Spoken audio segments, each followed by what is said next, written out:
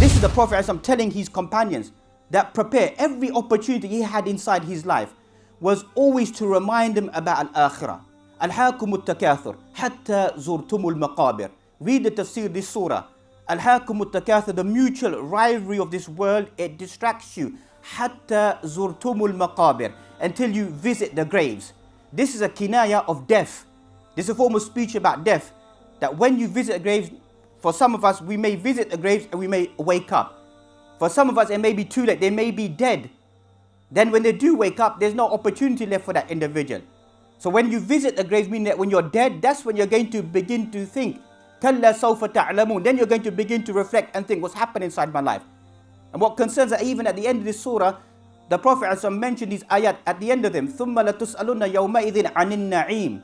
So when he came and read the tafsir, he came out with Abu Bakr and Umar in a state of hunger. And they all ate and they drank. Then after enjoying this meal, he still reminded them that after all these luxuries, what we may think, what they may thought of luxuries, but for us it's just simplicity.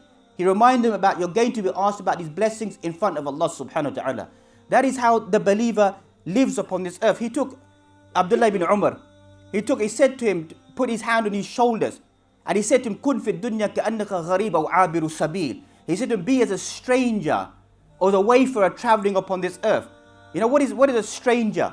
A stranger, ma lahu qarar, ma lahu balad, ma lahu al-watan. He doesn't have no land. He has nobody. He's just traveling through the city to get to where? To his end destination. And a wayfarer is just a person who carries, as you see in images, person with a stick and a small belongings he has on the end of his stick. That's all that a wayfarer is. Small mata', small amount of elements the person is carrying. That's why the Prophet ﷺ, he said to Umar al-Khattab, Mali wa mali ad-dunya. What is my relationship with this dunya and a relationship with the dunya that I should have?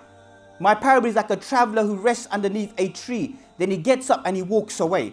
That's why if you look at the Prophet ﷺ, look at his simplicity. Look at his life. Look at the things he left behind. How he lived his life.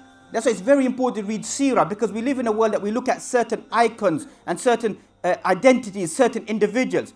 Don't look at the individuals of today.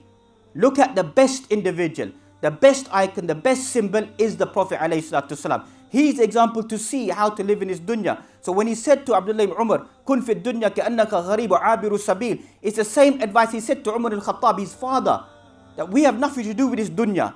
We're just traveling through this dunya. We have a greater aspiration. وَلَكُمْ فِي الْأَرْضِ مُسْتَقَرٌ وَمَتَاعٌ إِلَى حِينٍ. In the beginning of Surah Al-Baqarah, Allah mentioned, you're only upon this earth for a small time. We've only been sent to this earth because Adam alayhi salam was expelled from Jannah, placed down upon this dunya. Don't make this dunya your home. You're fighting and struggling, you're making your efforts to return back to Al-Jannah, to the real home. As the Quran describes it, that is the real qarar, the real place of abode, the real Darus Salam, the place of peace, of serenity, of rest for eternal living is Jannah. Don't make it inside this dunya. So Allah subhanahu wa ta'ala inside the Quran, whereby He subhanahu wa ta'ala speaks about death, and specifically when He mentions about death 3 times inside the Quran, or prior to that Allah mentioned in the place inside the Quran, once again speaking about Jannah and Nar. Inside Surah Rahman that we find, كُلُّ مَنْ عَلَيْهَا فَانٍ وَيَبْقَى وَجْهُ رَبِّكَ ذُو الْجَلَالِ وَالْإِكْرَامِ. Everything will perish on this earth, and the only thing that will remain will be the sublime face of Allah subhanahu wa ta'ala. Once again, look at the context of these ayat. Look at it's Ar-Rahman, the 55th chapter of the Quran, predominantly speaking about Jannah, about good things. Yet Allah subhanahu wa ta'ala is still reminding us that everything will come to an end, everything will perish, and the only thing that will remain will be the sublime face of Allah subhanahu wa ta'ala. Allah mentioned inside 3 places inside the Quran, in Surah Ali Imran, towards the end that we find, about kullu nafsin dha'iqatul maut. Allah subhanahu wa ta'ala mentioned that every single living soul will taste death. وَإِنَّمَا تُوَفَّوْنَ أَجُورَكُمْ يَوْمَ الْقِيَامَةِ. And you're going to be given your full recompense, will be given to you inside Al-Akhirah. فَمَنْ زُحْزِحَ عَنِ النَّارِ وَأُدْخِلَ الْجَنَّةَ فَقَدْ فَازَ وَمَا الْحَيَاةُ الدُّنْيَا إِلَّا مَتَاعُ الْغُرُورِ.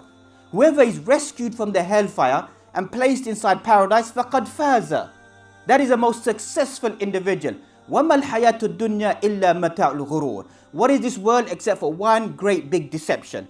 Look how again Allah subhanahu wa ta'ala highlights about death, about returning to Him, and it gives a parallel that don't get sucked into this dunya, because this dunya is going to derail you, is ghurur, is deception, is chattels of deception. That's all that this dunya is going to take you away from me, take you away from Allah subhanahu wa ta'ala. Please like, share and subscribe to the Digital Member YouTube channel and hit the notification bell. Please also like, share and subscribe to our Facebook and Twitter. Links in the description of this video.